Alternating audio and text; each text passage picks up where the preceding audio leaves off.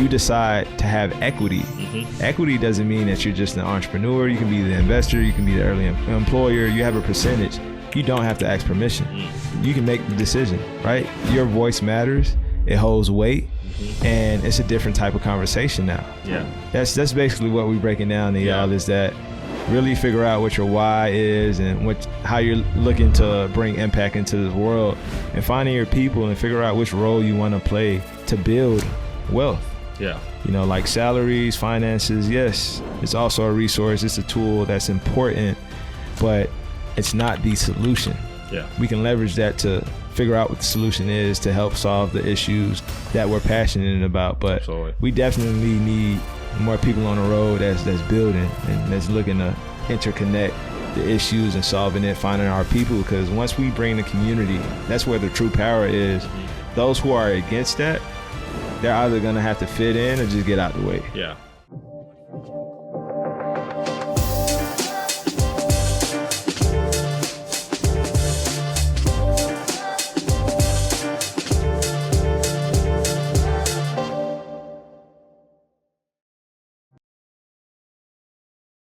Hey dear listener, you're about to listen to an episode with myself and D'Angelo.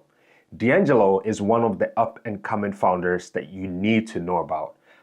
Backstory about how I met D'Angelo. I was at a founders event here in San Francisco, and D'Angelo originally is from Florida, so he was visiting.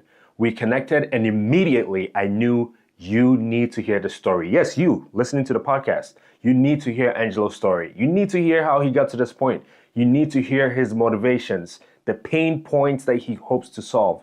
It's incredible.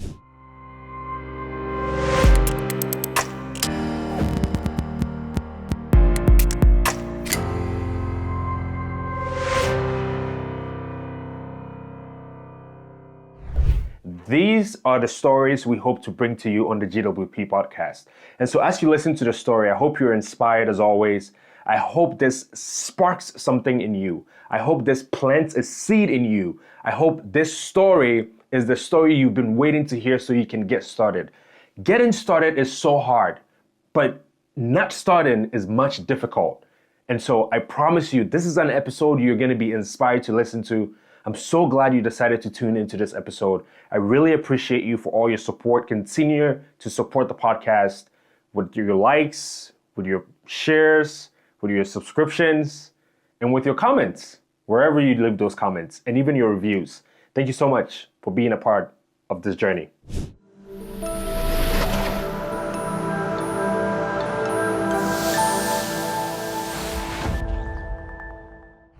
All right, welcome to another episode of GWP. Super excited to have you on. This is what I call one of those sort of exciting episodes where it wasn't really planned. We didn't have a lot of time to prep or anything like that. So it's basically off the whim. We were both at an event yesterday, a founders event, Seed to Scale, which was hosted by Bentley, my good friend, Nick Kaniasa and his peoples. And we hit it off, we connected, and we had a really great conversation. And one of the things that was like really inspiring for me is kind of learning about your journey, how far you've come, you know, as a Haitian-American immigrant, engineer, revolutionary, right? Because not a lot of us are in the spaces that you've been in, but you've taken a step back and now you're doing amazing things such as giving communities power to own their brand and so on. Super excited to dive into all of this with you. Someone might be listening and wondering, you know, who's D'Angelo and why are we listening to D'Angelo today? What has inspired you to, you know, move from an industrial engineer to now in the startup space? Because your journey started far from Silicon Valley, and here we are sitting here and discussing the startups and, you know, why you're building the things you're building. Yeah, for sure. No, first and foremost, honored to be here. When we connected yesterday, there was tons of alignment and just the work that you're doing in this space and helping communities and individuals learn how to build wealth, setting up that blueprint by connecting with individuals that you meet, that you have in your network, and that storytelling aspect on what their journey is the most important aspect. So I'm just thankful and honored for the opportunity. Now, to answer the question, so it started down in South Florida, born and raised there, from Haitian immigrants who came here to build a better life, as many immigrants are called to do.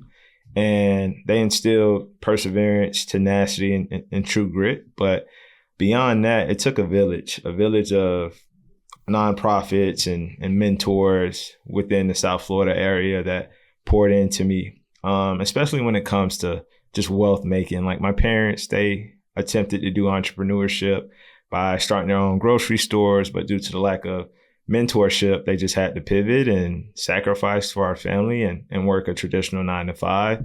And I'm just thankful to be able to see the transition from entrepreneurship and then being able to work a 9 to 5. But then again, my mom, she's a bathroom attendant. So there's a lot of immigrants that come here that may have worked at marketplaces where they're vendors back in their home country selling goods and services. So my mom basically worked for tips in a restaurant where she provide like condiments and et cetera. And she's super passionate about it. And just seeing the excitement and the passion from my parents working low income jobs, but they still have the will and their soul to just fueled with fire to keep going and taking care of us. The sacrifice that they've made allowed for me to be able to go to school and pursue an engineering degree. But it really didn't start like that at first. So my siblings, specifically my brothers, went to school for football and they had scholarships to go there. So I was like, you know what? I'm going to go ahead and give that a shot. But through high school, I had a knee injury and I had to pivot. And just growing up in a low income community, I knew that like just staying there would not be the best option for me. So I just had to lean into the mentors that I had, such as teachers and organizations in the area, to figure out what that pivot would be. And it was basically sharing my story and letting them know that I'm seeking funding to go through college. And I applied for over like 60 schools and only one accepted me, which was Florida A&M University.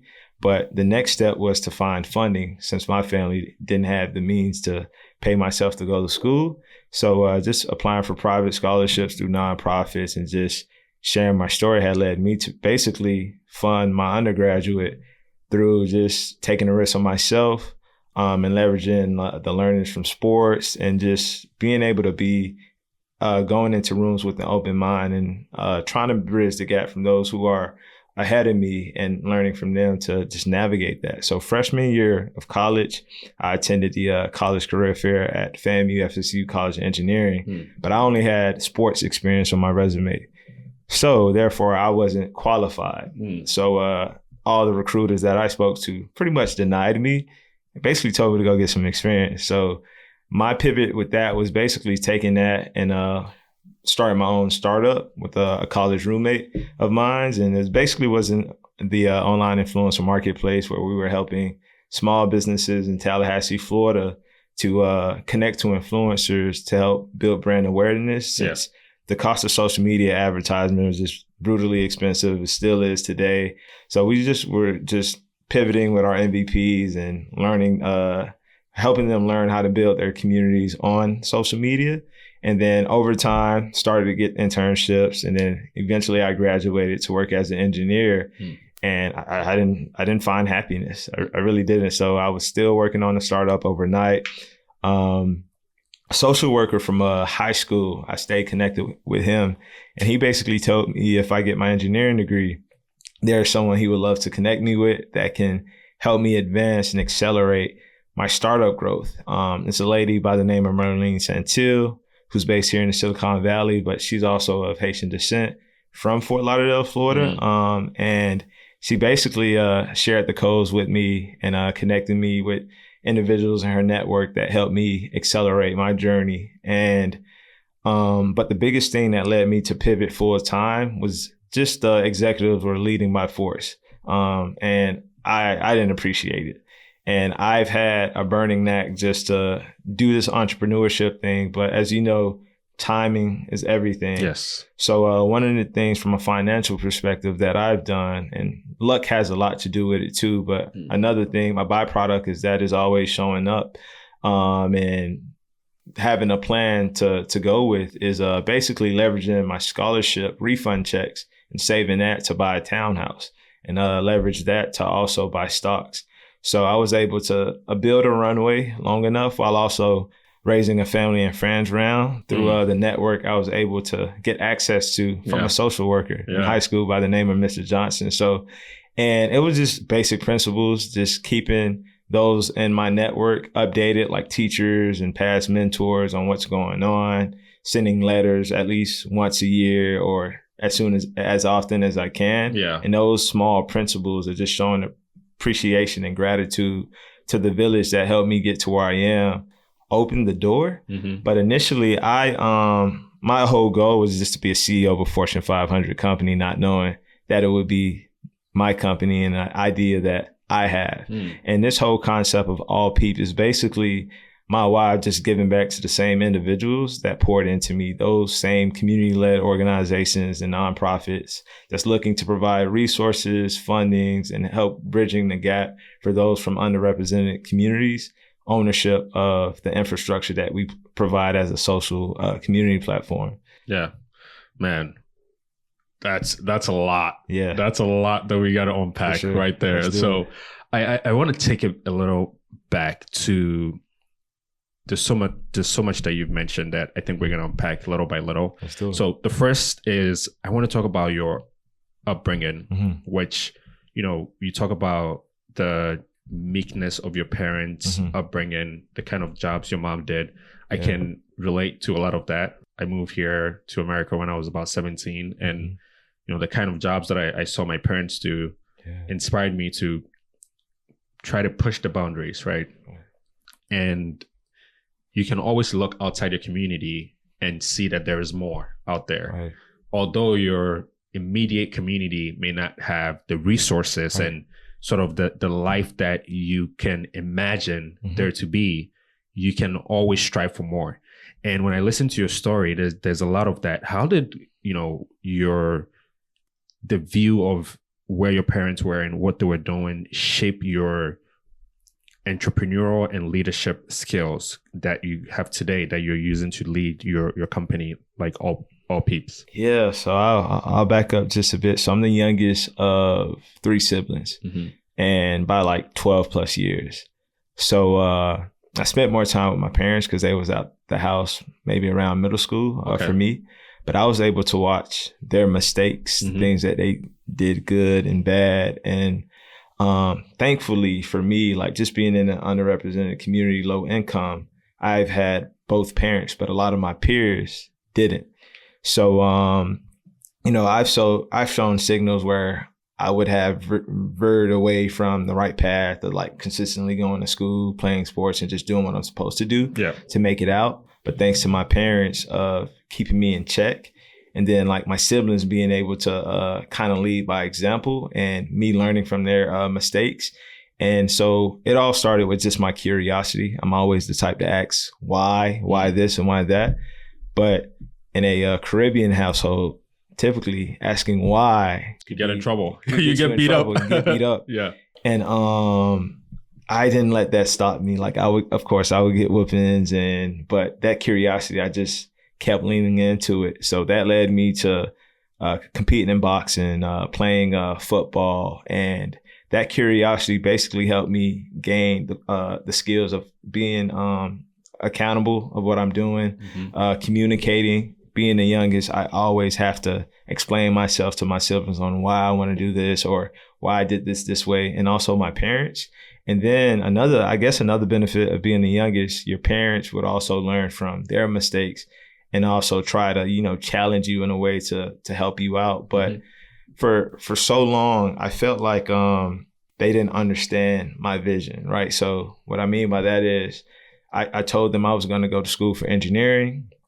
I didn't show proof that I could be an engineer. I was playing sports.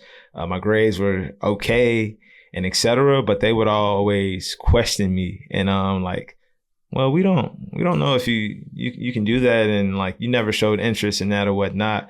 But I took that pain as just passion. And I just used that as fuel. It's like, okay, I just have to take the mindset that I've learned through football, through like doing workouts, doing trainings that I didn't want to do, but I didn't want to let my peers down because we have an objective of winning and making it out. And I've also would reflect back on my parents' journey of just making it here on a boat and being able to, sacrifice for the jobs that they sacrificed for, and took those learnings and applied it to my way of life, such as like in college, basically, I didn't have the strongest academic background, but I leveraged the teacher assistants, the professors, and the top students in the class, social workers and social workers to get the learnings that I needed to just catch up, and also read the book. So like, I was like, it's all a mindset thing. And then just watching my parents just kind of grind out, not speak great English, but the mindset of them not allowing that to be an obstacle to get in their way to make it out and provide for their family. I'm like, if they can do it, I can also do it, and leverage where they've got us so far and take the baton and pursue it. So as I began on ways to build wealth and try to understand the difference of just like wealth building versus just like a salary or getting a payroll, I'm like, it takes time. It comes with ownership. It comes with equity. I have no idea what that means, but I need to start asking and reaching out to those individuals that do. And so that's basically what I've kind of leaned into, my curiosity and interest, and not allowing anyone's opposing opinion or just the fact of ignorance of that family members or individuals in my circle that may not have ever done it. Because I know they're saying those things from a well place, but they just don't know, and just taking that as a potential thought to help me kind of maneuver around things and make it happen. Yeah. I love that you share that, right? Because sometimes when you're in a community, people might project their experiences on you. So maybe I wanted to be an entrepreneur, but I was never able to do it. Or maybe I wanted to run a startup and I was never able to do it. Maybe I wanted to raise money and I was never able to do it. And the fact that I wasn't able to do it means you're probably not going to be able to do it. Right? And they project on you. And so I love that even though you came from a place that was, not probably the best, and your parents had a hard upbringing, you didn't let those experiences get projected on you, right? I appreciate it. You still pushed the boundaries and asked why. You still, tried new things and tried to get out of the community. And another thing is, man, is like the fact that, like our parents and like immigrants take the risk of sacrificing their life to leave their country to go to another country. And like the journey to get there, for one, is extremely risky. So my mind would always go back to, well, you took an even bigger risk. So I understand that you sacrificed a lot for us to get here. Absolutely. But in order for me to continue the path of getting to building wealth, I have to also take risks. But thankfully, I can take calculated risks. I can learn from your journey, your experiences. Now I have access to this economy and this new world that you got us in to go ahead and continue taking risks and taking a shot. You guys took an attempt at entrepreneurship. And if we look back in history, a lot of our communities and ancestors, they were entrepreneurs. They owned land and et cetera. So I would be doing us a disservice. And I'm also a believer in God, and He's the greatest entrepreneur. And when it comes to like, He created this earth, He created us, the fruits, the seeds, and et cetera, that's planted. Why not leverage all those learnings and insights to go ahead and pursue your passion and purpose? And when it came to just like working as an engineer, I didn't feel fulfilled, but I also had to make sure that I made the decisions at the right time when I'm in a better financial state. But that doesn't mean to like stop or let the experience of others to limit us, but use that insight and information as a stepping stone and information to maneuver around, but not stop because it didn't work for me and et cetera. And just because we have a lack of resources, we've seen it through our ancestors, our parents, and et cetera, or mentors who navigated. So just use the story of others, and you don't have to copy and paste, but use that as inspiration to figure out how it would work for you. No, thank you so much for sharing that. The other thing that I wanted to unpack also is you talk a lot about pivoting, right? So important. I think you've mentioned that word maybe 4 or 5 times since we started this conversation.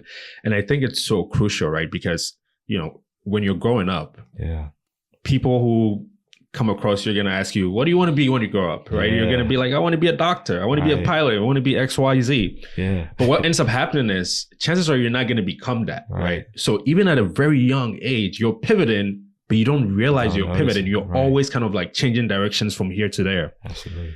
A lot of people grow up and there's one specific thing they want to do, right? So maybe for me, growing up, I was playing soccer, right? So I was in the sports. I was in the soccer team when I was in high school. Got the opportunity to train with the team and play with the team for a little bit. And so if you ask me, of course I wanted to do that to the highest level if I could. Exactly. But then I quickly realized that I needed to get a job. And if I had a job, that meant I couldn't necessarily train as much as possible. And so speaking of pivots, I had to pivot, right? For someone that's listening to our podcast right now, maybe they're in a position where there's something that they always wanted to do, right? So maybe when they were a kid and someone was asking them, maybe they said, I want to be a nurse. And now they realize, you know what? I don't have the capacity to be a nurse. Maybe I don't want to be in school for such a long time. I need to start earning money. What advice would you give people like that need to pivot and maybe they're stuck between a rock and a hard place? Yeah, I would say, for one, it's okay. But like, don't like get rid of the goal or the end goal in mind through every interaction that you have. Ensure that the goal is in mind, and from there you seek alignment.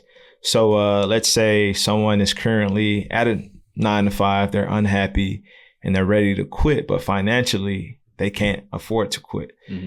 So being able to find another opportunity, if funding is currently a need while they also pursue that passion, find something within the industry or within the respective goal that you're in where you're moving forward and progressing in order to do that. And so like just going back, I've raised about $70,000 and then quit my job just so that the company has runway as well, although I had personal runway. And if I would go back, I would probably have waited a bit longer and leveraged the payroll of my company to also fund the business. But I have no regrets because of the learnings that I've gained, and it's never a perfect time than now. So depending on where these individuals are in their life, the earlier you can start, the better. And based on your circumstances, there's something that you can do right now to make continuous steps and progress. But most importantly, seek mentorship. So like no matter where you are on your journey, you have everything that you need to start now, whether it's reaching out to someone within your network that's currently doing something similar, where you can kind of gain insights and advice from, starting to reach out to your targeted customers or individuals that you want to provide your service or offering to start having the conversations now and getting a better understanding of the market. And just be curious and don't wait until you are in a better financial position to start. Just figure out based on your current circumstances what you have the bandwidth to do now, and just keep on keeping on and moving forward. So, and don't compare yourself to others that may be successful, depending on what success is. So like, I'll go into more details about that. So like, there's, companies out there that raise a lot of money, but they end up dying. And, some people may measure success based on someone being able to raise millions of dollars and have $1 billion valuation based off of that. But the end goal is really to being able to build a profitable business. And there's many avenues to do that and do it with scale with the technology that we have access to today. So when you do see or hear a story about someone, use that as inspiration, but not as a limitation or a capacity for you, because there's a lot of ways to make something happen. And don't take information and use it as something as devaluing you or that you're not capable. So like another thing is like at times, like just starting out, I would feel like, or other individuals would feel like they're in spaces that they don't belong. We actually do belong. Yeah. And history shows, no matter what community someone is from, there's ancestors that may have conquered or accomplished, and they've made it through a lot of obstacles. And so like when it comes to like, let's say having a negative interaction at a networking event or a conference and et cetera, that's just not the alignment that you need. Those just aren't your people. That doesn't mean to stop. The biggest thing I would say, and advice that I would give somebody is just to keep going and keep showing up. And most importantly, pivoting is reflecting on your past experiences, following the signals and indicators on what the marketing is saying and what your target customers are saying, and listening to that and not being extremely delusional to the point to where like you want the product to work this certain way because this is how you visioned it. Yeah. Do it around the needs of the customers.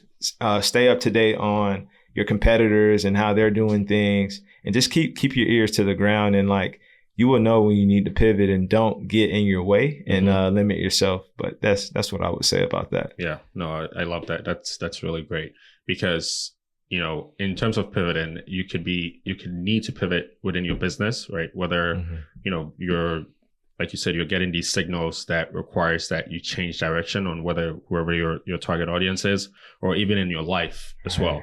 Maybe you've selected a major in school to go be a computer scientist, but now you're hearing, you know, the AI is taking over, and you know, there's less demand for the thing that you're studying. Don't be afraid to pivot, right? Sometimes you need to listen. It might be difficult to try to pivot because you basically have to go back to the drawing board, right? And maybe reinvent yourself and learn new things, learn a new skill, learn how to walk again. But it's fine, right? Although it's difficult, you should do it anyway, because a time will come that you would look back and say, man, I should have done it earlier when I had the chance, right? And that makes it even more difficult, because when that time comes, maybe you're going to pivot anyway, but you would have been in a better place if you moved faster, or if you made a decision. Yes, so it's so important that we fall in love with the problem and not the product. Because so like the quickest way to like fail or just kind of die is being stagnant. My mentor Merlene Santil always says that it's important that you live life in permanent beta, because you constantly innovate. So if you come in any room or any situation with the perspective of being in permanent beta, you're open to the to moving with the market and the demand. And in order to build wealth, we must do that at scale. So in order to get to a scale, we have to continue to meet the needs of the masses of our customers. And that comes with constant validation, constant communication, and getting an understanding on what their experience is like with the product, and not what just your experience is like. You know, at times customers can have like, they can give feedback and it may not be necessarily what they actually mean. So it's important that we kind of dive in deeper to understanding what that why is and kind of help guide them. But it's so important that we focus on the problem and we continue to show up in spaces where we can connect with other founders that may be building in the space and et cetera. Like, I understand that we have competitors, but if we can build relationships with either them or their customers or individuals that's close to them, that keeps us close to the problem and figuring out ways how they're solving it and ways that we can also solve it. And especially if you're solving a major problem in a major market, at most times there's enough room for everyone to eat and to build wealth around. So don't allowing the limitations of others or what the market may be saying today to kind of stop you. Dig into it, look it up. And like this whole thing with AI, like it's an amazing technology. But the biggest thing that we need to do as builders and like entrepreneurs is figure out how it can help out the problem that we're looking to solve. And if we're not doing that first, then it's like we're moving blindly and we're stagnating ourselves. So and we definitely don't want to do that. So awesome. So let's talk about all the building, the creation that you've been doing. So when I was kind of like learning more about your story, it looks like you started building very early while you were in college. So you guys built this human trafficking device that I thought that was like really amazing. You didn't stop there. Then you also built Runway, which I thought, okay, this guy's onto something. This is great. But then you also didn't stop there, right? Then you now you're running AllPeeP, which is awesome. So what were the defining moments that you decided, you know what, I need to build something? What were those defining moments? What were those signals you were getting that you were like, you know what? Because you were working at Airbnb, right? JPMorgan or Morgan Stanley. Did you work at those places as well, or no? No. So they we got like scholarships from. I got scholarships from them and like funding during college. Got it. But so I like interned for like a company in the energy space called Next Era Energy and like Medtronic. As an industrial engineer, and basically industrial engineering is basically problem solvers from a system and people's perspective. Got it. So we'll come into a room, figure out where the inefficiencies are, and figure out ways to implement solutions, either from a systems perspective or people's perspective. But the reason why I kind of pivoted, or just starting out with the human trafficking startup. So that was our senior design project. We've had options to do a specific manufacturing or other topics within projects for our senior design. I was like, I want entrepreneurial, I want to do these pitch competitions, and I want to do something that I'm passionate about. So there was a team in the mechanical engineering department at FAMU, FSU College of Engineering.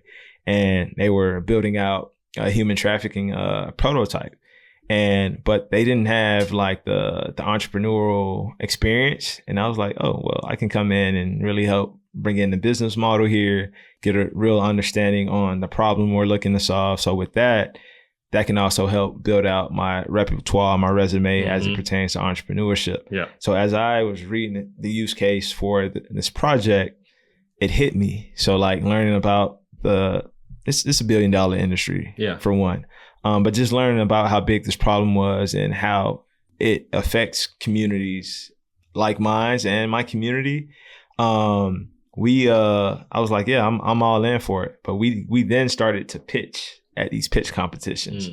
And although it was a big problem, there was ways to monetize it through like servicing law enforcement agencies and organizations and nonprofits that's helping the cause to combat human trafficking. A lot of investors did not want to go behind that due to the criminal entities that's involved in that.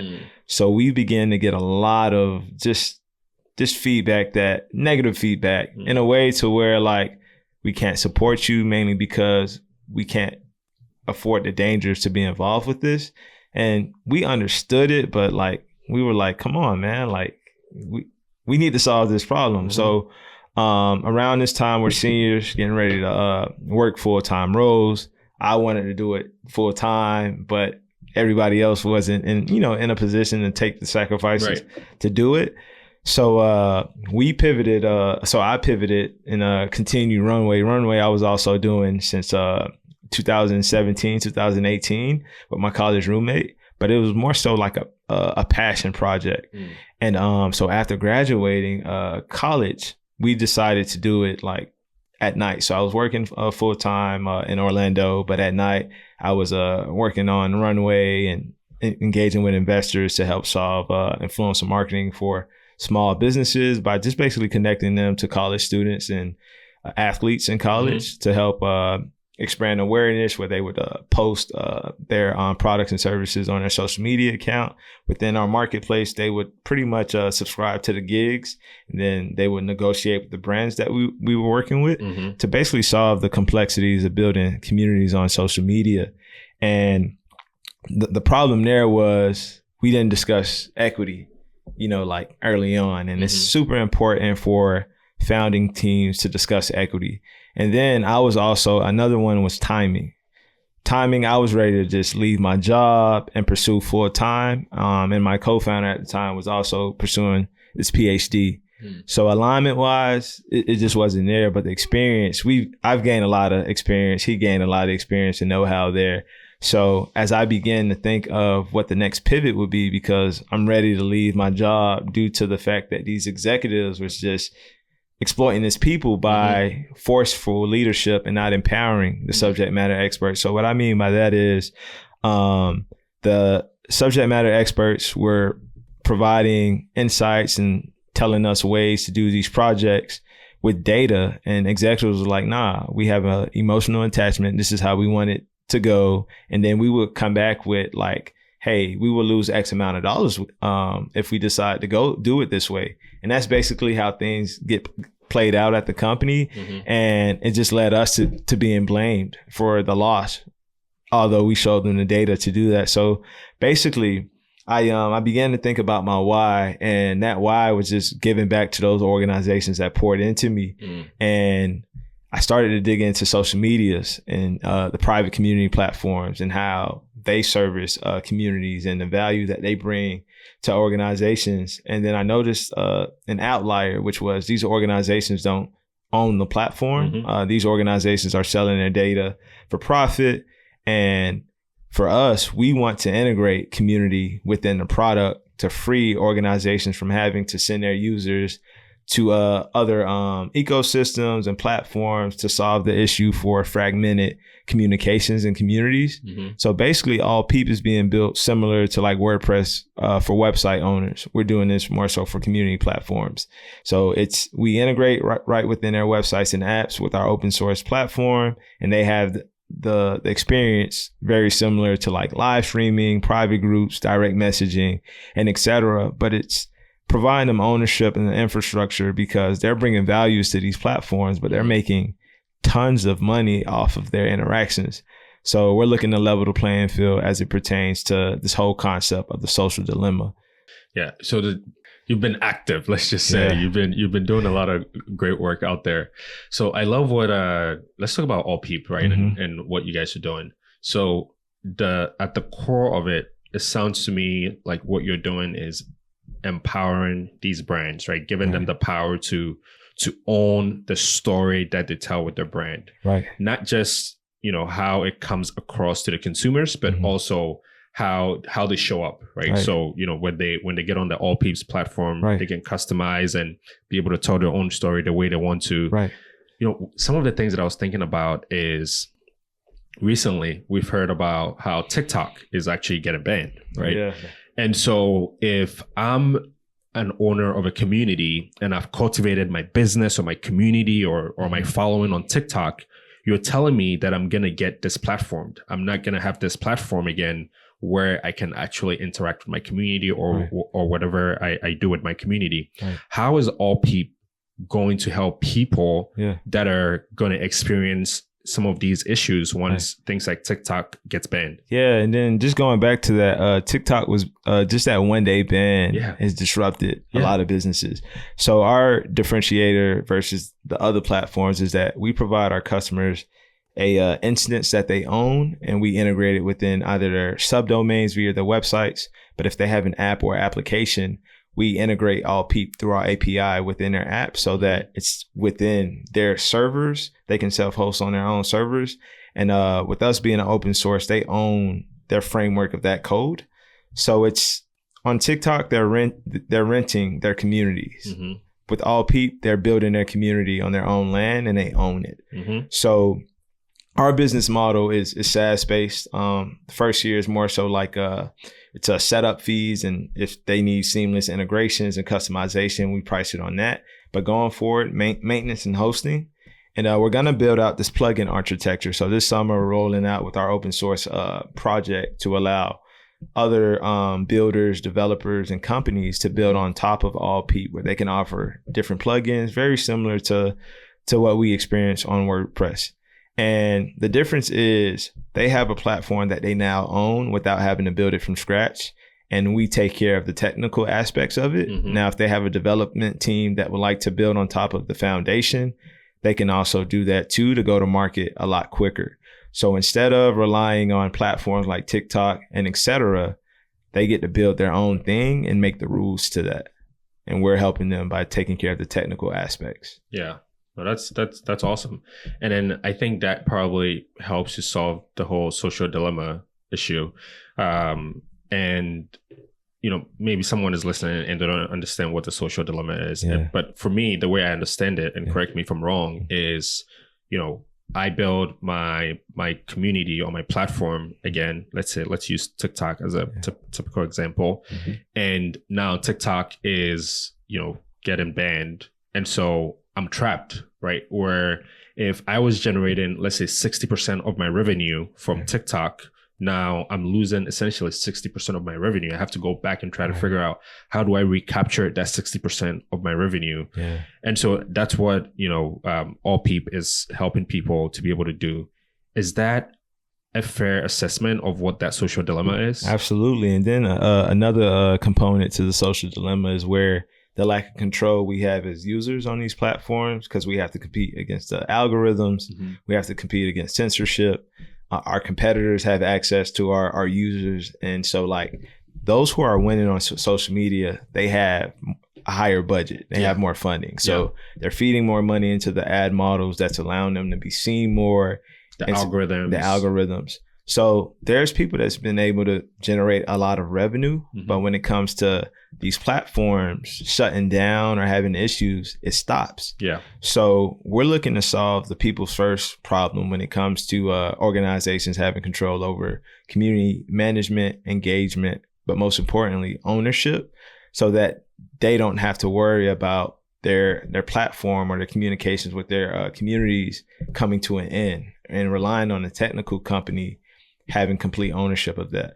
Yeah. So how we're really envisioning it is where like they can leverage AllPeeP long term if they want to, and they can potentially bring on, their teams of developers to build on top of it, depending on what's on their roadmap versus ours.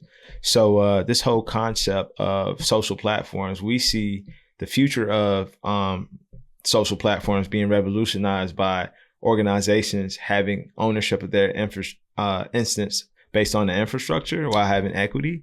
And when it comes to, those who may be thinking about if this is venture backable and, how big this is at scale, let's take WordPress for an example. They power about 46% of all websites, and the WordPress economy, meaning that the software developers, companies is also building their products and services within their plugin architecture that people are paying for. It's worth about $636 billion. WordPress alone is worth $7.2 billion through their parent company Automatic with the WordPress plugin engine and the other tools that they have. So there is a lot of ways to monetize from that perspective, while also providing your customers ownership and a piece of their community in which they should own. Because if it wasn't for us interacting on these platforms like TikTok and etc., there will be no money to be made, because what they're telling their customers that's paying for ads is that we have X amount of potential customers for you to sell your products and service to or market it to. But if there isn't X amount of users on their platforms, then there's no money to be made. So why not cut out the middleman or provide these organizations who are community led ownership of that profit share? Because there's ways to monetize by providing maintenance and also technical services, because that's not their business. They're not in the business to build community platforms and features from scratch. You have organizations that has took out of their budget to build their own platforms, but in order to continuously innovate and etc., they're kind of locked out. So one of the additional things that we'll also do is federate our platform. Basically, it means to allow communities that are privately engaging right now on AllPeeP to have the abilities to open up and communicate across platforms like Threads or social media and etc., while also owning the platform and being able to engage from their domain and their applications. Yeah, so it's all about ownership. It's all about ownership. Like. So, while you're speaking about this, one thing that comes into my mind is, I don't know if you're familiar with President Trump's Truth Social. Oh, yeah, I've heard of it. Yeah. So think of what happens and how this whole Truth Social came about, right? And if anyone is listening, you don't know what Truth Social is, just look it up. This is where President Trump nowadays, he doesn't even tweet anymore. He just, I forget what they're called. He just truths. They're called truths. And when he truths, you can retruth. So it's quite interesting. But what ended up happening was he got banned on Facebook and other platforms as well. And now he's basically created his own platform where he talks to his MAGA crowd or and things like that. essentially now he has ownership of this platform. But the reason I bring this up is there's an ethical issue that comes with this as well, right? Because let's say I'm President Trump and I tweet something on Truth Social, whether it's true or not, I put it out there. There's no one fact checking this thing because I own the platform. That's true. And so what if I get radical and I start putting radical things out there? Yeah. Who is fact checking this stuff, right? Where are the ethical guidelines, right, or guardrails to make sure people are not putting things out there that are going to harm kids or, you know, women or people that are vulnerable in general?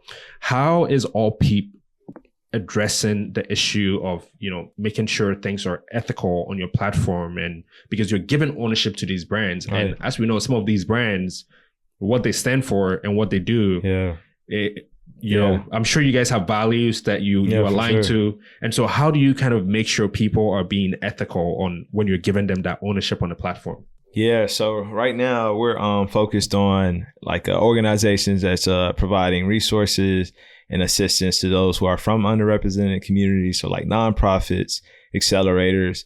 Right now, that's something that we're tackling because with what we're providing our customers, they have full accountability over versus like a company like Facebook or whoever, they take sole ownership of that. So like as a user that joins a Facebook, Facebook basically owns the policy, the guidelines. So any issues that's happening within that community, Facebook takes, they have full accountability over versus our customers, since we're providing them ownership, they would have to take full ownership and accountability. However, we pretty much would provide them the templates, the policy and guidelines, features, and accessibility to build their community around. So one of the things we require our customers to do is to come in with a strategy, and also to strategize around how they expect to police their community if they need a community manager or a community strategist to come on board. We're partnering with this organization called the Community Consultants Collective. It's basically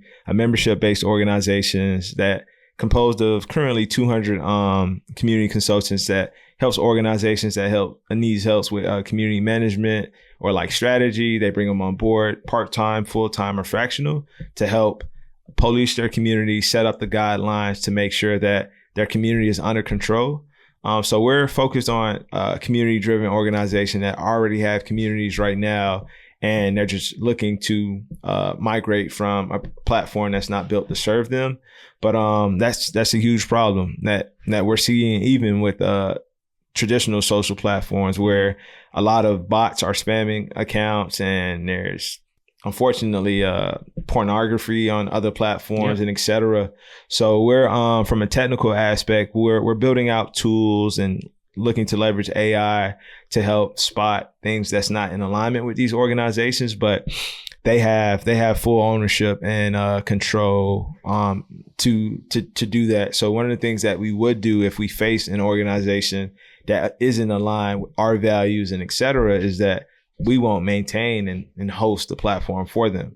They would have to do that on their own terms. And when it comes to like governments or suits or anything like that, they would have to stand on that on their own. And that's and when risk. You say stand on that on your own, does that mean you're going to remove them from the platform? They're not going to have access to your tools? Like, what does that look like? So more so like we wouldn't maintain and host the platforms for them, but they can build on top of AllPeeP, bring their own developers in and leverage our infrastructure. So basically with AllPeeP having the open source component, they'll have access to the framework of our code to then connect to their own servers and et cetera. The AllPeeP name would not be affiliated with their organization as in terms in support of that, because our main vision is that with all the chaos around the world today is that communities that are in support of each other can meet at the intersection to solve all that.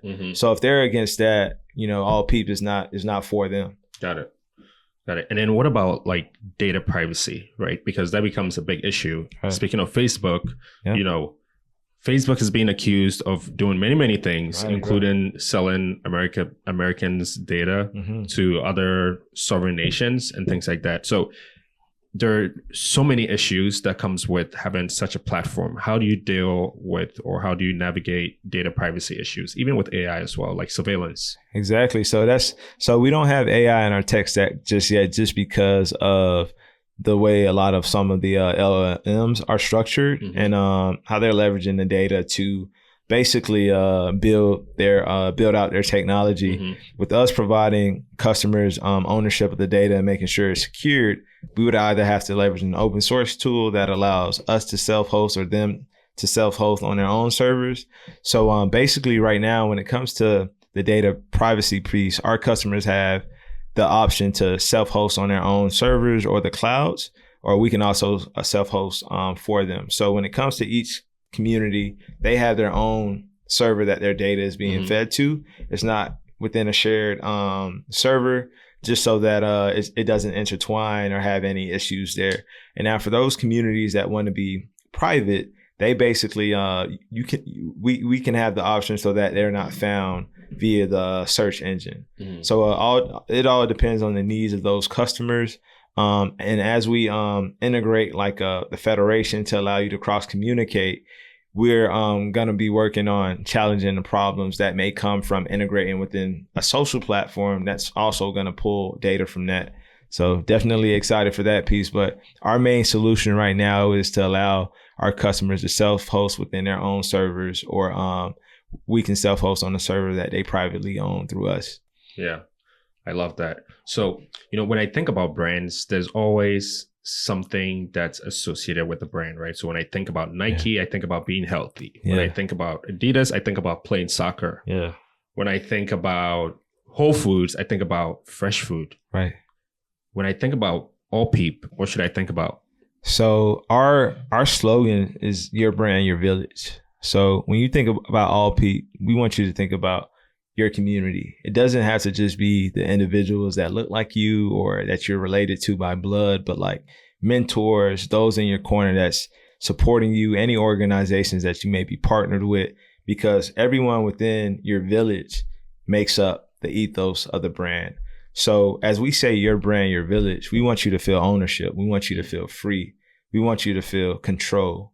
So that's what we intend. Those are powerful words, man. Feel free, control. Yeah. Especially we'll bring it back to TikTok getting banned, and right. Because I know people that are having thriving businesses on TikTok.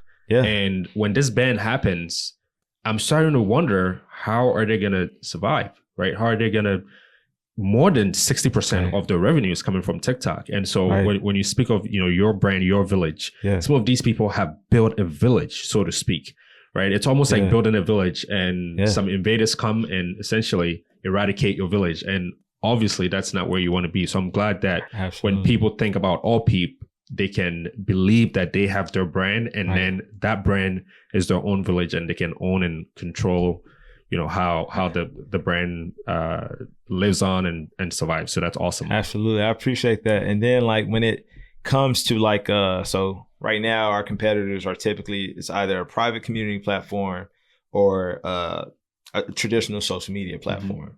There's value between both. The traditional social media platform helps you get discovered, have access to a lot more people, grow at scale. The private community platforms helps you with deeper communication, and you can strategize and get feedback. Where we come in at is where you can have the ability to privately engage and also cross-communicate across other platforms, while your brand is the face of the experience and AllPeeP is just the infrastructure. Yeah. So for those that may be thinking, well, you have a competitor that uses the same language as ownership, control of your data, and et cetera. My follow-up question is, are they open source? Do you own the framework of the code? Yeah. Do you have access to add additional features onto that? And, let's dive into what that necessarily means of data ownership, control, and white labeling. Yeah. Yeah. No, that's awesome. That's great. So let's shift into the money, because, startups It's exciting, but there's a reason why we're building these startups, right? And that's important. But before we even talk about that, so right now we're in a climate where high interest rates, a lot of startups are doing layoffs, and there's just so much going on, right? How are you, even raising money from VCs has gotten tighter. How are you navigating this environment right now? Man, so initially we were able to gain some success early on with angel investors through family and friends and accelerators, which majority of them are here in the Bay Area. And so basically we've raised an initial family and friends round and pre-seed back in 2023, a little under 400K. And that has been a journey in its own, right? Because as being from underrepresented communities, there's typically a lack of resources, know-how, and et cetera. So I just had to learn and fail fast and reiterate. So initially we would hire mainly here in the States. There's no problem there, but at startups with a limited runway, you typically don't have a lot of funding starting out to just hire individuals full time. So just had to be creative. So initially, we've had some individuals on the team that we kind of just had to part ways due to a lack of alignment, and we just had to lean up. And thankfully, we had the opportunity to go to Ghana through one of our partners, Black Ambition Prize. Shout out to Ghana. My people. This is the part you listen closer. Absolutely. Okay? Had the opportunity to fly out there with the CEO of Black Ambition Prize, Felicia Hatcher, their founder, Pharrell Williams. And basically what they're doing is they're investing in Black and Latinx communities to provide them the resources of capital, mentorship that we need to build thriving and sustainable businesses. So when I went to Ghana, I had the pleasure of speaking on a panel where they partnered with Afro Futures and kind of just shared the journey and the impact that their organization had on our company and the companies within their ecosystem, and interviewed tons of engineers and developers there. And we were able to bring on about a year and a half ago. And it helped us a lot. Like we were able to go from 12 to 15K of burn rate per month to less than 5,000. Wow. Without having to lack talent. So there's a lot of resources there. And what we're doing right now is, I don't mean to cut you off. So what you're saying is by going to Ghana, you were able to tap into high level talent. Without having to spend what you would typically spend if you were kind of like sourcing talent from the Bay Area or some of these like very, Absolutely. While also being able to provide impact from a community perspective. And the connection with my parents being immigrants from Haiti, and also like just been monumental. But I had to go through, being able to hire here, build here and et cetera to understand what that value looks like. Because at times you have individuals that build riches quickly or raise a lot of capital, but they get comfortable and they stagnate and they're not able to keep going. So like as a founder in my journey, I was able to like pivot and get lean because I was forced to, because if it wasn't for, us making the decision to lean up and bring on developers from Ghana, our doors wouldn't be open due to the fact that our burn rate was greater than the capital we had in the bank and the revenue that we had coming in. So now we're building this tech hub in Accra where like our developers, it's like, hey, you're looking to build out this open source project, and it's amazing, but we have a lot of talent here, as you know, startups and developers. Why not start in Ghana?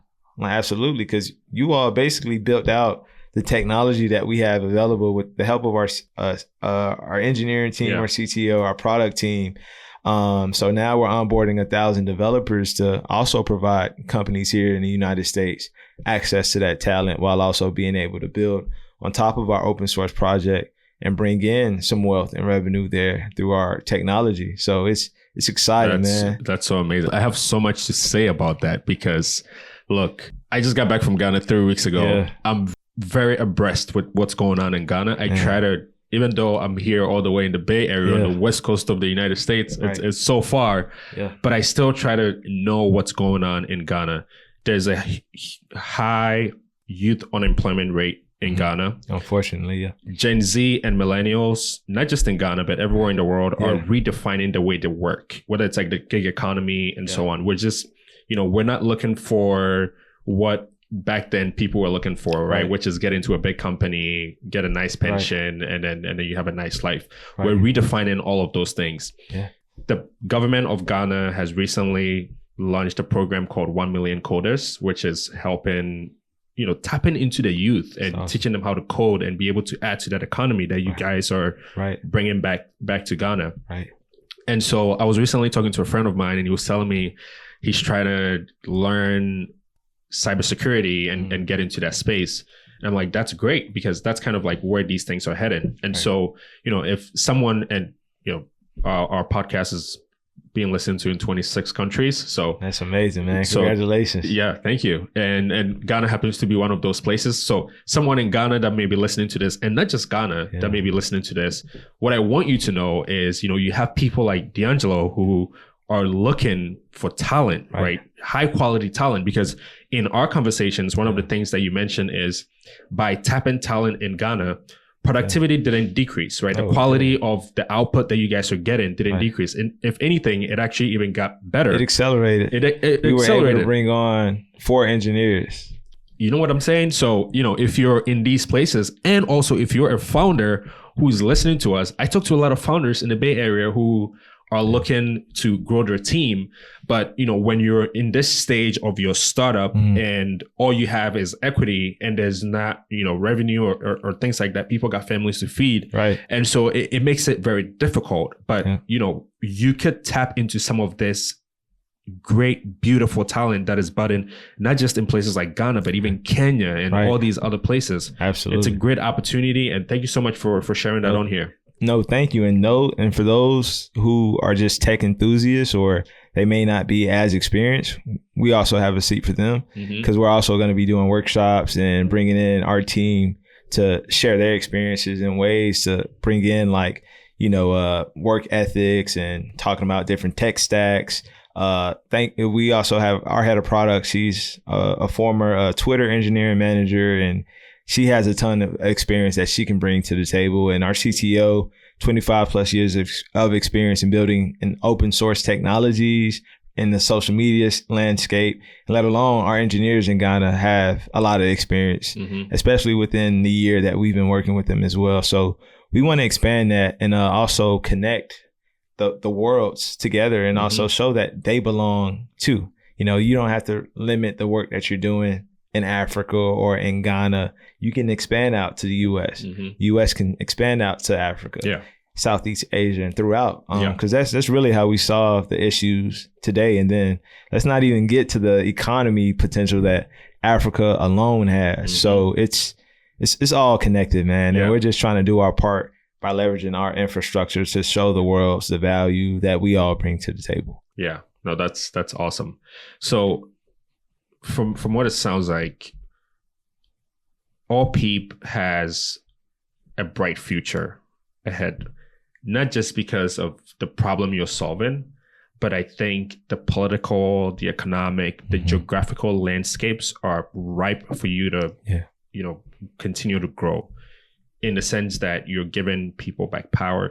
Look, right now, as we're speaking, even just last week, Mark Zuckerberg, Google, all these companies are getting sued, right? And why? The question is, why are they so big? And why are they controlling search? And why are they controlling advertising? And why are they control? So these monopolies have gotten so big, and they control so much that it's going to be critical. There's reports that Google is going to have to sell Chrome, because if you think about how these things work, sometimes I search something on Chrome, and then now I'm on YouTube, and then this guy is telling me about the thing that I just searched for. So they're all interconnected, right? And then even as consumers, we don't have that much control over our data. Maybe I didn't want to hear that commercial. I just wanted to search about this thing and then be about my day. But here I am now. It's being advertised to me when I'm trying to watch my gospel or TD Jakes preaching, and now this guy's trying to sell me something, and I'm like, why is this happening? Exactly. And so the landscape is going to be really ripe for startups like yours. Yeah. What does the next, let's say, 5 years look like for AllPeep? Huge. Definitely unicorn. Just from the aspects of distributing the equity across. So like to your point about these platforms monopolizing, if they were distributing the equity to the users that they're leveraging that's bringing in those incomes, maybe it would be a different problem that may be in the scope. Definitely the issue right now, a lot of users don't have control, let alone they're not able to really monetize their communities unless they're paying ads and et cetera. So in the next 5 years, we're looking to expand across the US and then expand across Africa and just so on. Our grand vision is to be the world's most community-centric community platform, where organizations that's looking to build their own social platforms themselves, they no longer have to. They'll set up on AllPeep while still having the ownership without the hassle of going through dev teams or having to hire engineers, and just focus on their passion and what they want to do while also being able to have control of the conversation. Because it really starts at the conversation when it comes to closing a deal, when it comes to connecting with somebody and just being open to that. So AllPeep is going to be open source, and the goal is to be the open source community platform that's powering communities to build their future, to build wealth, and to be able to monetize the community in a way that politics or systems and those barriers that is in some countries, or if not a lot, isn't in the way of them being able to do what they're called to do and leveraging their communities to do that. Yeah, that's awesome. Let's talk about building wealth also as we get closer to the end of this amazing conversation. Absolutely. So I think I talk about this very often, but when you look at the Forbes list of, the millionaires, the billionaires, or if you look at the Bloomberg index of millionaires and billionaires, what you see is a lot of their success most times is associated with whether building a company and taking it public, and then, they become uber rich or successful that way. Do you kind of see a path for, people like us building our companies and through that becoming wealthy? Or do you think people should, take the usual route, which is stay in school, get that job, get that retirement, and, hopefully you can go and be in the Bahamas? Yeah, I'm going to go with the first option, building our own companies, our own tables. It's cool to sit at the table too, but also building our own tables to build that equity, because that's the way to build wealth, whether it's investing in real estate, or stocks, investing in companies, let alone building your own by bringing in solutions and services into economies to really thrive. Like I'll go into an example, like my dad, right? So at times he'll check in on me and like, hey man, did you close the deal yet? Are you on payroll yet? And I'm like, no, wealth takes time, and we're building the infrastructure to build that wealth. Well, I work and I see a paycheck and bills are paid, I'm good. I was like, hey dad, I'm looking to build wealth. And wealth takes building a product, a service, or a portfolio, an investment portfolio that you'll have to diversify in order to continue to have capital coming in. So like when it comes to building a company, usually founders and entrepreneurs gets an immense amount of wealth at the later stages. Exiting early isn't typically the way to go, mainly because it takes time to really scale unless you have a early capital, tenfolds of capital to pour into the company in hopes to get the resources, the revenue that you need to build the business at scale. But it really takes building our own organizations that's solving a major problem, and that we can provide equity across our teams, our stakeholders, in order to do so. And that's what it have shown. And in history, that's what it's showing today. These individuals have built a large organization that people are buying day and night at a certain amount of cost, and they're able to build wealth from that. Just getting a salary isn't enough, but definitely it's a tool that can help build the companies that we're looking to build or the services that we need, but it shouldn't be the final stop or destination, especially with those who are from underrepresented communities where they're further behind. So it's a need, I feel like. So definitely a need for us to build our own products, our services, eventually, depending on what our vision of wealth is doing. And if we are looking to make a social impact too, we have to have access to capital. And a lot of times that starts with leveraging our community, leaning in and figuring out how we can produce value and generate income around that, whether it be in a corporation or a nonprofit. But it's important that we do generate value within our economy and then monetize that to build wealth so that we can be free from the BS that's around us. Absolutely. Absolutely. And I love the way you put it. And again, we started this conversation kind of like talking about those kind of projections that comes from our inner circles, right? Yeah. So, if I'm looking at my parents and, they've always worked, they've always had to keep a job, and there's stability that comes with that. You can go to sleep at night, but you're one conversation away sometimes from just losing the job, and then you're just back to not having anything. Yeah. Whereas if you're able to cultivate and build something, you have more control, and the upsides that comes with that can be tremendous. And don't get me wrong, there's the downside that comes with that also. If you fail, sometimes you can fail big and it can hurt. You can hit the ground and shake everything else. And so there's that opportunity that comes with that. So it's critical, but I think we do have an opportunity right now. We do, as Gen Z, millennials, to be able to, because we're already changing the way we want to work. Absolutely. Right? So, I saw a survey the other day that was asking people the kind of jobs they wanted to do, and more than 30% of them said they wanted to be YouTubers. But when you think about it, even though this person is saying I want to be a YouTuber, what they're really saying is I want to have more control. Absolutely. I want to, because people were reading the survey the wrong way. Yeah. And I looked at it and I said, sure, people are saying they want to be YouTubers, but what they're saying is they want to be entrepreneurial. They want to have control over, how they live their life and the kind of work they do. Right. So you look at someone like Mr. Beast, for example. So this guy is able to go to places like Africa where people are not walking, and he's able to make them walk. Well, if I'm working for an organization, even if the organization partakes in philanthropy work, maybe they're not in the areas that I really care about. Maybe I want to help people to be able to become better speakers. Maybe I want to be able to help people to be able to build wealth. And this organization might have some sort of, barriers that doesn't allow me to be able to do that. But in this case, you can kind of like carve your own path. That's true. And so when we're talking about wealth, we're not just talking about money. We're not just talking about, going and living in the Bahamas and kicking it with your feet in the sand.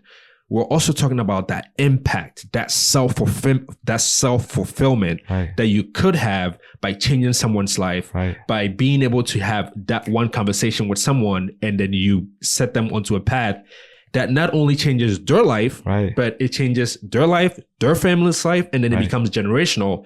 And then for generations, they're going to be talking about that one guy that had that one conversation. Those are the kind of wealth that we're talking about building. So don't just think about money when we're talking about these things, because with your startup, for example, with AllPeeP and even Runway and all the work that you've done, you don't know who you're inspiring, right? So, through this, you end up in Ghana. And let me tell you, when I tell you youth unemployment is very high in Ghana, it's a problem, right? And so, some people are working in Ghana and, their salary is like 2,000 Ghana cedis. Crazy, and do me a favor and look up what 2,000 Ghana cedis is. It's not a lot. And this is not what they're getting per month. Per week. They're getting this per month. So they're barely making ends meet. And then you go in there out of, building AllPeeP, and then you get the opportunity to get flown out there to speak to these people. And now you're changing not just one person's life, but you're changing his family's life. You know what I mean? And those are the kind of fulfillments that comes from, building something. And that's why I want to continue having these conversations with founders like you. Thank you, to open people's minds that when we're not just talking about Elon Musk and, owning all the companies in the world and things like that. Although even someone like Elon has made a lot of people rich by, put aside all his rhetoric and all of this stuff that he's recently into. He's made a lot of people rich. And And that's a signal, right? Like, it's a signal. Look at a good example is look at Bill Gates. So Steve Ballmer, now he owns the Clippers. But we could say Bill Gates changed Steve Ballmer's life. Now, I don't know if Steve Ballmer always came from money and things like that, but the guy owns the Clippers and he's done really well, mostly from his time working at a place like Microsoft. And so what if you could start the next company that changes someone's life? Absolutely. And be a part of the next company, right? So like, I believe everyone isn't called to be an entrepreneur. However, you can be an investor. You can be an early employer. You know, so like there's a lot of signals where like the road to entrepreneurship has generated an immense amount of wealth, has solved problems, has caused problems. But we just need more innovators, you know, especially from a social impact perspective, that's looking to do good to the world, to balance the chaos, right? Like, of course, we need to hold them accountable. We need to give feedback, but we also need the pioneers that's going to walk the walk and take action and level that playing field. And then just going back to the two options. Option one, you're either an entrepreneur, or option two, you either work for somebody. When you have to work for somebody, you always have to ask permission. But when you decide to have equity, equity doesn't mean that you're just an entrepreneur. You can be the investor, you can be the early employer, you have a percentage. You don't have to ask permission. You can make the decision, right? Your voice matters. It holds weight, and it's a different type of conversation now. So that's basically what we're breaking down to y'all, is that really figure out what your why is and how you're looking to bring impact into this world, and finding your people and figure out which role you want to play to build wealth. You know, like salaries, finances. Yes, it's also a resource. It's a tool that's important, but it's not the solution.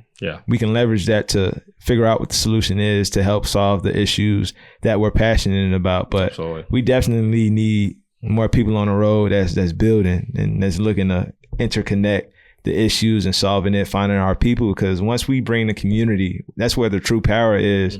Those who are against that, they're either going to have to fit in or just get out the way. Yeah, absolutely.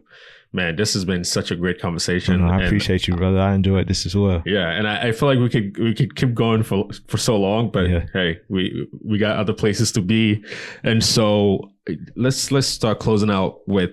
I have some rapid fire questions that I want to ask you. Okay. This has been such a great conversation. I don't even want to start another. I was going to start another topic, but I'm like, no, we could. But I think I'll put it all into the rapid fire, and then it should be good. Okay, so let's get into it.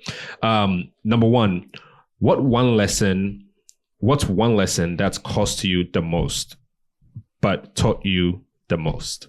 One lesson that cost me the most would be to taking a risk on pursuing entrepreneurship full time. At the time, finances weren't the great, but I didn't have depth. So I was like, let me go ahead and do this. But however, my finances took a hit. However, I've learned so much from it. I have a large network now, and I've also learned the skills to be lean, put a plan in place to build wealth and ensure that my personal finances no longer take a hit, like sleeping on couches, and just being creative, you know, leveraging my parents, family members when I'm traveling from city to city, figuring out what is the most feasible option to keep going. So it taught me that I should have took the risk earlier. But it also taught me that I should have also took the risk and led with making sure that my finances and my plans around that was taken care of. So some things has been delayed as far as like making financial decisions to potentially buy a house for me to move in and et cetera. But it didn't stop me. It only made me more creative. It made me lean into grit even more and just lean into my community and network. So like at a lot of times, man, especially from our communities, we'll tend to feel the need to isolate ourselves and only share the wins. But there's a lot of power and strength and vulnerability in reaching out and just being transparent on where we are. And surprisingly enough, there was a lot of people that was there to help me out. Like one of the things is just founders, man, especially early on, I feel like this is just an assumption for me. A lot of us are hesitant in sharing investor updates or updates on our journey as we build out a product and try to build out the team, because we're dealing with a lot of stuff coming our way that we've never seen before, or even probably thought about. Yeah. So we have to respond to it, and we may not have a lot of good updates to share. And it's just a lot of trauma, bad updates, bad decisions that we've made. But if we consistently show up, share, there's a lot of value there. And it also helps you find who's in alignment, who your people is, and it may have people walk away from it. But the most important part is the journey to building wealth, because the learnings that you get from it. Because once we reach our destination, we have our memories to tell, right? Because that's where the value is. When you're sharing insights on how you made it from point A to point Z, just talking about point Z and how you have a lot of wealth isn't the value. It's not the help for the individual that's looking to potentially get there.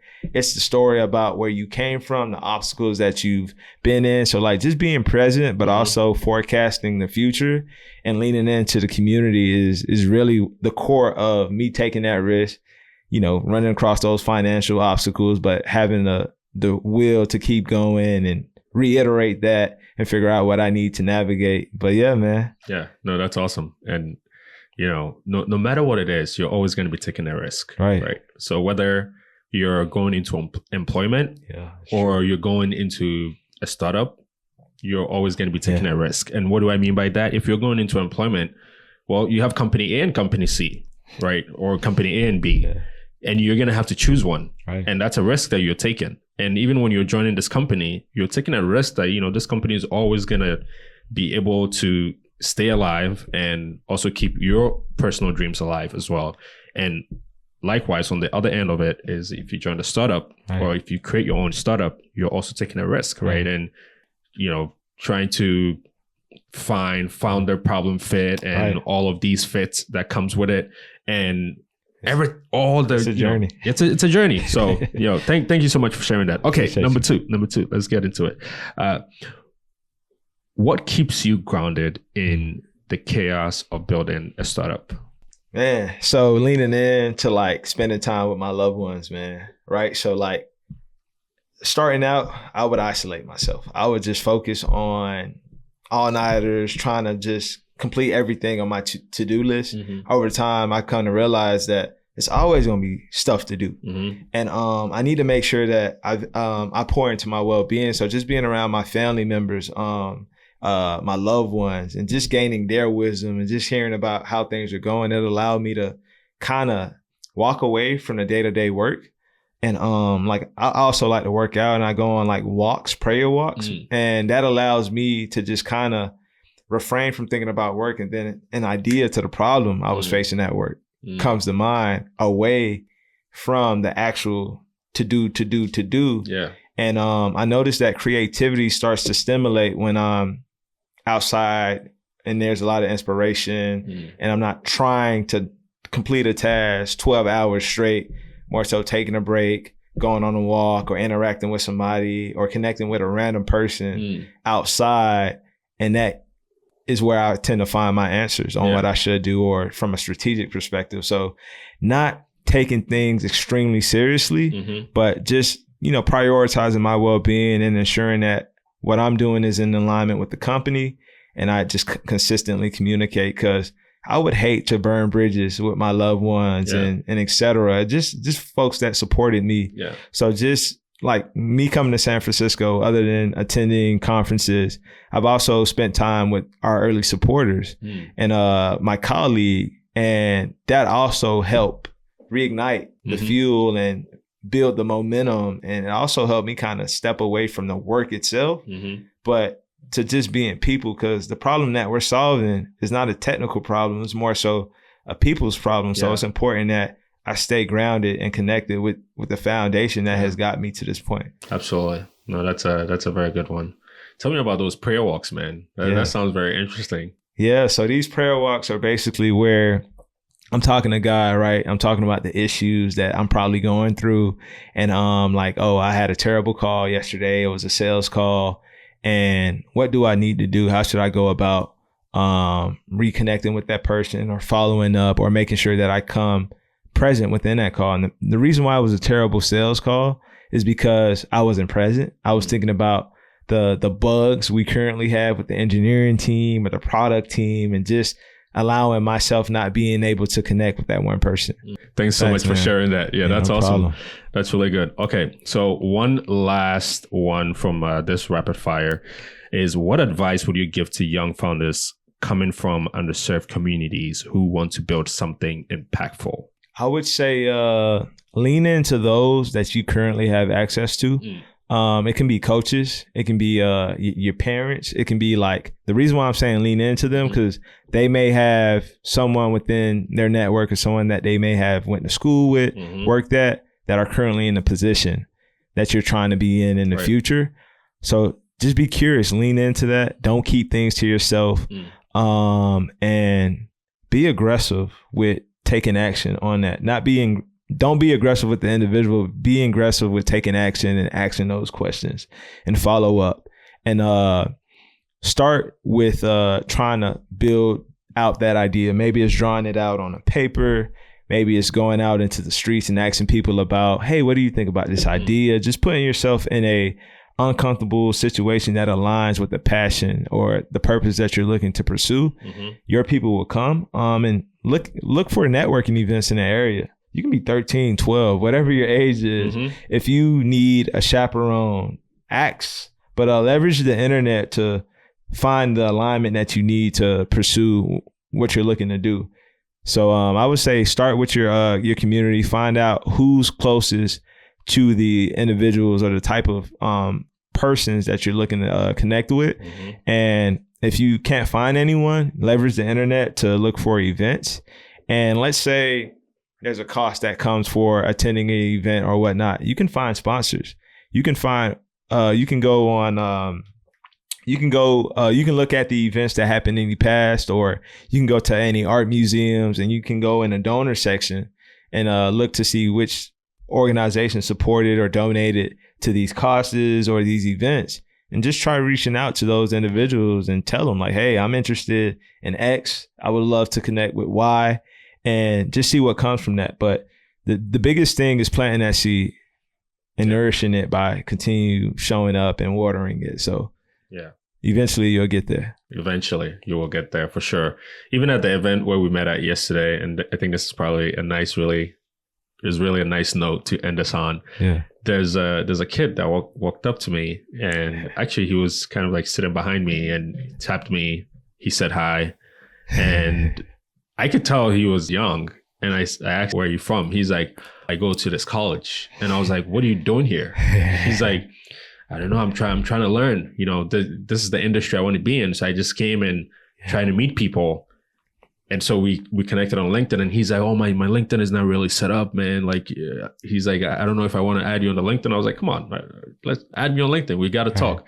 But we had a really nice conversation. I was so inspired that this junior in college is already out there at events and, you know, tapping people on the shoulder and looking like, what is this guy going to say? And still introducing himself, you know, leaning into it, you know. And so wherever you are on your journey, just know that there are many ways you can get there. As long as you're taking the action to get there, eventually you will get there. But this has been such an amazing conversation.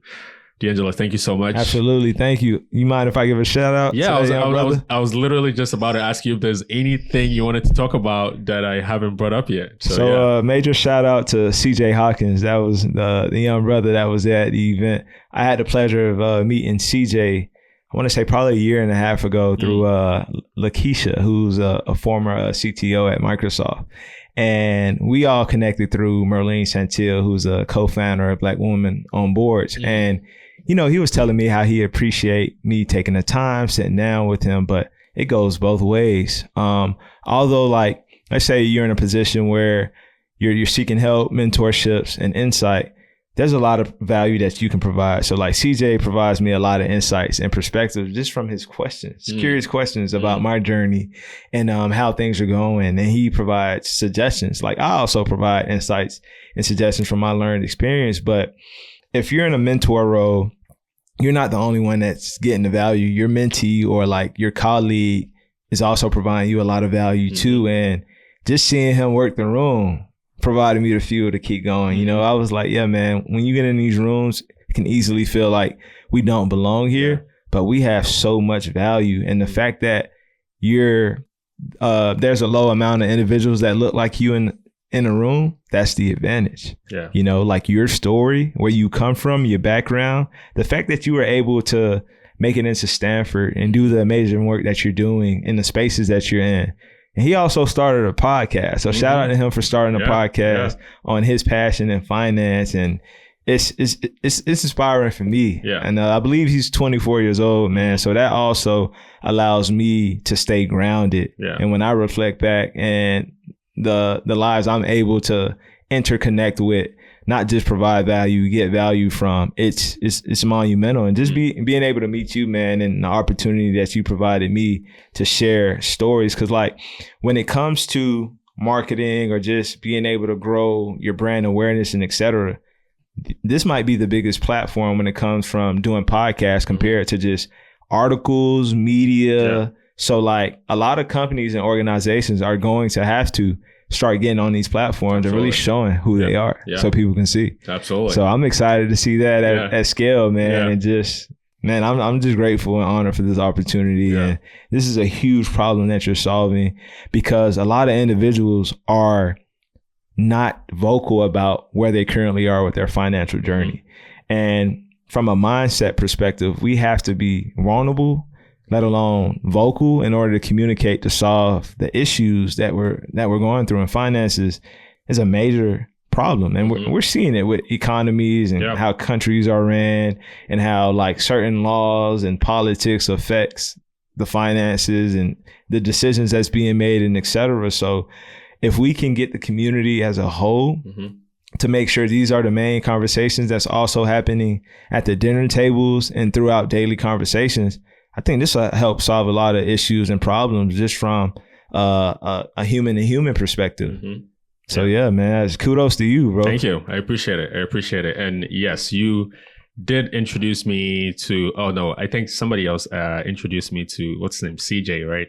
Oh, that was CJ. Yeah, someone did introduce me to that him. Was, I believe, Zach Johnson. Yeah. Shout out to Zachary Johnson. Yeah, no, that was awesome. But so this has been such a great conversation. There's one question that I ask every single guest that comes on the podcast. Okay. And the question is, what is your definition of wealth?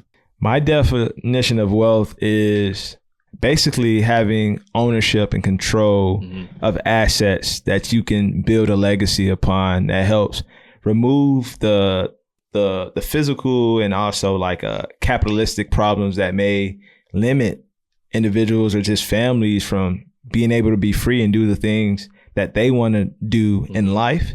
So wealth is, in other words, equity, having ownership of assets that allows you to make those decisions that you want to make, and open the doors of gaining access to information that you do need to live life and live life abundantly. That was a good one. I appreciate it. Hey, thank you so much for coming on. This was a great interview, man. You're an amazing host. You do a great job at guiding and just the human to human interaction, man. I really enjoyed this. Thank you. I appreciate it. No problem. Likewise. I'm humbled. And hey, thank you so much for listening. Shout out to our video tech, Elias, holding it down for us. We appreciate you. We appreciate you. Peace. Peace.